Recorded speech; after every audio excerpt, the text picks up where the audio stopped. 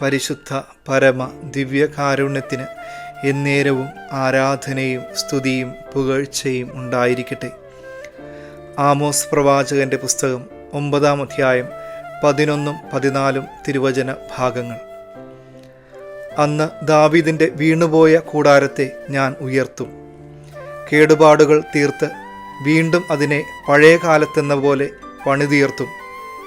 എൻ്റെ ജനമായ ഇസ്രായേലിൻ്റെ ഐശ്വര്യം ഞാൻ പുനഃസ്ഥാപിക്കും.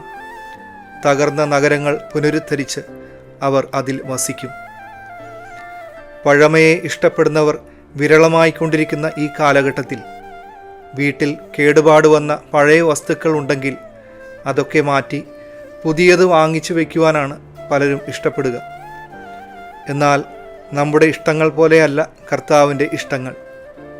വീണുപോയതിനെ ഉയർത്താനും കേടുപാടുകൾ തീർത്ത് പഴയതുപോലെ പണിതുയർത്താനുമാണ് കർത്താവ് ഇഷ്ടപ്പെടുക.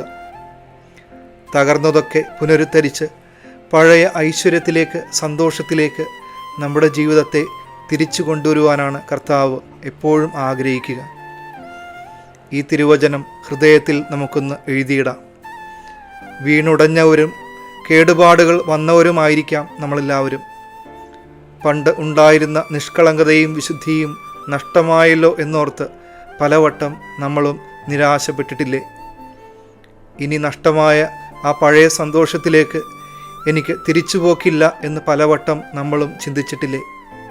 എന്നാൽ നമ്മളോട് കർത്താവ് പറയാൻ ആഗ്രഹിക്കുക ഇത്രമാത്രം: നീ എത്ര തകർന്നടിഞ്ഞാലും മുറിവേറ്റാലും വീണുപോയാലും നിനക്ക് നഷ്ടമായ സന്തോഷത്തിലേക്ക്, വിശുദ്ധിയിലേക്ക് നിന്നെ കൈപിടിച്ച് ഉയർത്തുവാൻ നിൻ്റെ കൂടെ ഞാൻ ഇന്നുമുണ്ട് എന്ന് പറയാനാണ് കർത്താവ് ആഗ്രഹിക്കുക.